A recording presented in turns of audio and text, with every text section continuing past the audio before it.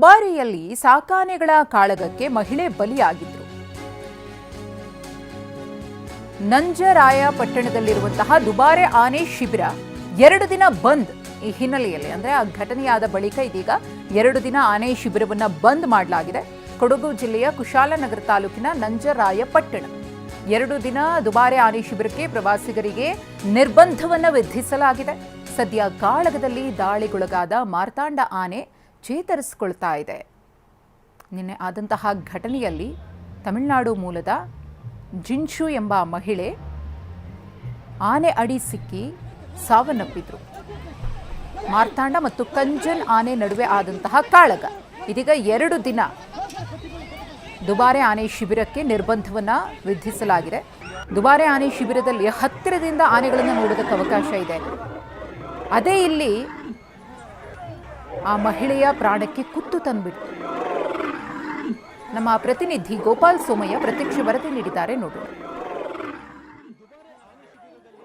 ಇನ್ನೊಂದು ದುರ್ಘಟನೆ ನಡೆದಿದೆ. ಅಂದರೆ ಚೆನ್ನೈಯಿಂದ ಪ್ರವಾಸ ಬಂದಿದ್ದಂತಹ ಮಹಿಳೆಯೊಬ್ಬಳ ಮೇಲೆ ಆನೆ ಬಿದ್ದು ಆಕೆ ಅಲ್ಲಿ ದುರ್ಮರಣಕ್ಕೆ ಈಡಾಗಿರುವಂಥದ್ದು.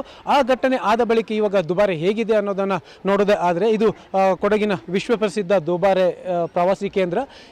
ಇಲ್ಲಿಗೆ ಬರುವಂತಹ ಪ್ರವಾಸಿಗರು ಇಲ್ಲೇ ತಮ್ಮ ವಾಹನಗಳನ್ನು ಪಾರ್ಕ್ ಮಾಡಿ ಅಲ್ಲಿ ಟಿಕೆಟ್ ಕೌಂಟರ್ ಇದೆ. ಅಲ್ಲಿ ಟಿಕೆಟ್ ಕೌಂಟರ್ನಿಂದ ಒಬ್ಬರಿಗೆ 140 ರೂಪಾಯಿ ಅಂದರೆ ಆನೆ ಶಿಬಿರಕ್ಕೆ ಹೋಗಲಿಕ್ಕೆ. ಅದೇ ರೀತಿ ಆನೆಯನ್ನು ಸ್ನಾನ ಮಾಡಿಸೋದಾದರೆ ಒಬ್ಬರಿಗೆ 300 ರೂಪಾಯಿ. ಇನ್ನು ತಮ್ಮ ಹತ್ರ ಒಳ್ಳೆ ಕ್ಯಾಮರಾ ಇದೆ, ಕ್ಯಾಮರಾ ತಗೊಂಡು ಹೋಗೋದಾದ್ರೆ 400 ರೂಪಾಯಿ. ಈ ತರ ಬೇರೆ ಬೇರೆ ಟಿಕೆಟ್ ಅನ್ನು ತಗೊಂಡು ಆ ನಂತರ ಅವರು ಇಲ್ಲಿಗೆ ಬರ್ತಾರೆ. ಇಲ್ಲಿಗೆ ಬಂದ್ರೆ ಇಲ್ಲಿ ಏನೀಗ ನೋಡಿ ಇಲ್ಲೊಂದು ತಡೆಬೇಲಿ ಕಾಣುತ್ತೆ. ಈ ತಡೆಬೇಲಿಯಲ್ಲಿ ಕ್ಯಾಂಪ್ ಕ್ಲೋಸ್ ಅಂತಿದೆ. ಅಂದ್ರೆ ಈಗ ಸದ್ಯಕ್ಕೆ ದುಬಾರೆ ಆನೆ ಶಿಬಿರವನ್ನು ಕ್ಲೋಸ್ ಮಾಡಿದ್ದಾರೆ.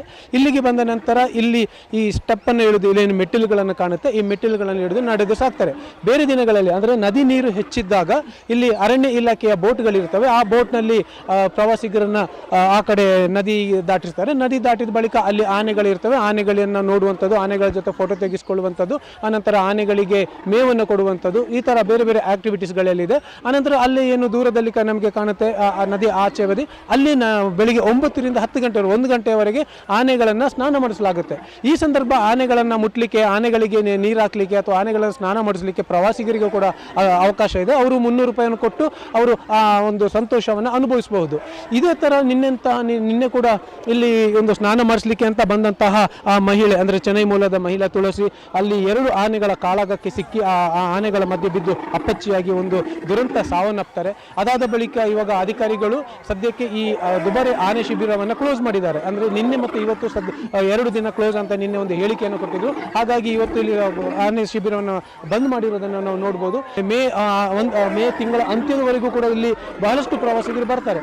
ಆದರೆ ಇವಾಗ ಇಲ್ಲಿ ದುಬಾರೆಯ ಒಂದು ಪರಿಸ್ಥಿತಿ ನೋಡಿದರೆ ಒಂದು ನಿರ್ಜನವಾಗಿದೆ. ಬಹಳ ಕಡಿಮೆ ಸಂಖ್ಯೆಯಲ್ಲಿ ಅಂದರೆ ನಿನ್ನೆ ಮನೆ ಬಂದಂಥ ಪ್ರವಾಸಿಗರು ಈಗ ವಾಪಸ್ ಹೋಗ್ತಾ ಇರೋದನ್ನು ಕೂಡ ನಾವು ನೋಡ್ಬೋದು. ಇಲ್ಲಿರುವಂತಹ ಅಂಗಡಿ ಮುಂಗಟ್ಟುಗಳು ಎಲ್ಲವೂ ಕೂಡ ಬಂದ್ ಆಗಿರೋದನ್ನು ನಾವು ನೋಡ್ಬೋದು. ಸದ್ಯಕ್ಕಂತೂ ಅಂದರೆ ವಾರದ ಎಲ್ಲ ದಿನವೂ ಬಹಳ ಬ್ಯುಸಿ ಆಗಿರಬೇಕಾಗಿದ್ದಂತಹ ಈ ಪ್ರವಾಸಿ ತಾಣ ಸದ್ಯಕ್ಕೆ ಇವಾಗ ಬಂದಾಗಿದೆ. ಇದು ಎಷ್ಟು ದಿನ ಬಂದಾಗುತ್ತೆ ಅನ್ನೋದು ಕೂಡ ಗೊತ್ತಿಲ್ಲ. ಸದ್ಯ ಇವಾಗ ಅರಣ್ಯ ಇಲಾಖೆ ಹಿರಿಯ ಅಧಿಕಾರಿಗಳು ಇವಾಗ ದುಬಾರೆಗೆ ಬಂದು ಇಲ್ಲಿರುವಂತಹ ನಿನ್ನೆ ದಾಳಿ ಮಾಡಿದಂತಹ ಕಂಜನಾನೆ, ಆನಂತರ ದಾಳಿಗೆ ಒಳಗಾದಂತಹ ಮಾರ್ತಾಂಡನೆ ಎರಡನ್ನೂ ಕೂಡ ಒಂದು ನೋಡ್ಲಿಕ್ಕಿದ್ದಾರೆ, ಅವಲೋಕನ ಮಾಡಲಿಕ್ಕಿದ್ದಾರೆ ಮತ್ತು ಪ್ರಾಥಮಿಕ ಹಂತದ ವಿಚಾರಣೆಗಳು ಕೂಡ ನಡೆಯಬೇಕಾಗುತ್ತೆ. ಸದ್ಯಕ್ಕಂತೂ ದುಬಾರೆ ಪ್ರವಾಸಿಗರ ಪಾಲಿಗೆ ಬಂದಾಗಿದೆ ಅಂತಲೇ ಹೇಳಬೇಕಾಗುತ್ತೆ. ಕ್ಯಾಮರಾಮನ್ ನವೀನ್ ಜೊತೆ ಗೋಪಾಲ್ ಸೋಮಯ್ಯ, TV9 ಕೊಡಗು.